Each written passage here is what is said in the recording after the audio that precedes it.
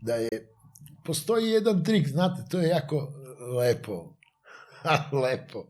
Nosač aviona mora da bude što dalje, da ga ne pogode krstareće rakete iranske, koje su fenomenalne. Oni imaju, na primjer, tu divnu raketu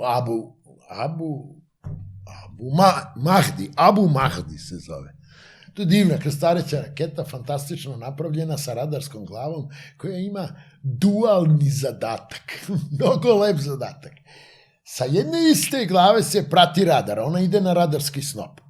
Ali sa te iste glave se prati i nosač. Ili brod.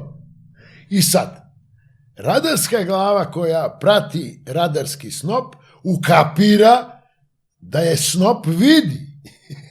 Ona njega vidi, on nju vidi. I neprijatelj isključi svoj radar da ga više ne prati. A ona nastavi da prati elektrooptički platformu. Ako si me sprečio da te gađam u radar, gađaću te na dok. Gađaću te na palubu.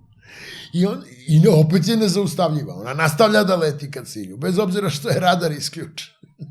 I da bi to izbegli, američki brodovi, pre svega Aegis Ashore, ovi što imaju rakete SM-3, koji imaju taj antibalistički štit, uključujući što sam malo prije rekao, SM-3, SM-6, sve ove rakete koje su značajne za odbranu sa mora, oni pokušaju u jednom kritičnom trenutku da se suprotstave svemu tome. I dođu u situaciju da treba da priđu jako blizu, da bi sa raketama i SM-3 i svim ostalim pokušali da pariraju balističkim raketama Irana. I obalskoj odbrani, celoj koja je usmerena ka američkim brodovima, i obalskoj odbrani koja je na razaračima iranskim.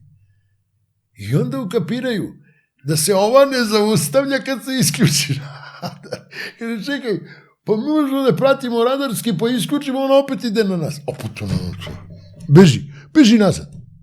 beži nazad. Okreći brodove i beži nazad ka Indijskom okeanu, idemo što dalje, čekaj, komandant avijacije na nosačka, čekaj bre, pa ti znaš da ja moram punim gorivo. Polako bre.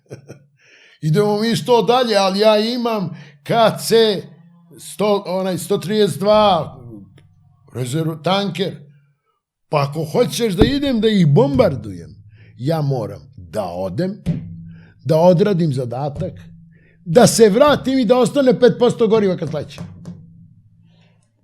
Ajde to izračunajte na koju daljinu možete da me pošaljete.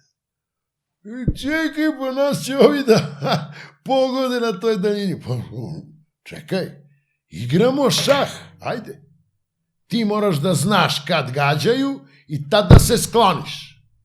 Tad ne poleću naši avioni. A posle kad se približiš, kad ne gađaju, i plus da brojiš koliko je komada ispaljeno u tebe, a i sebi da brojiš koliko si ti ispalio na njih.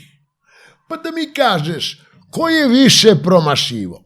Oni tebe ili ti njih?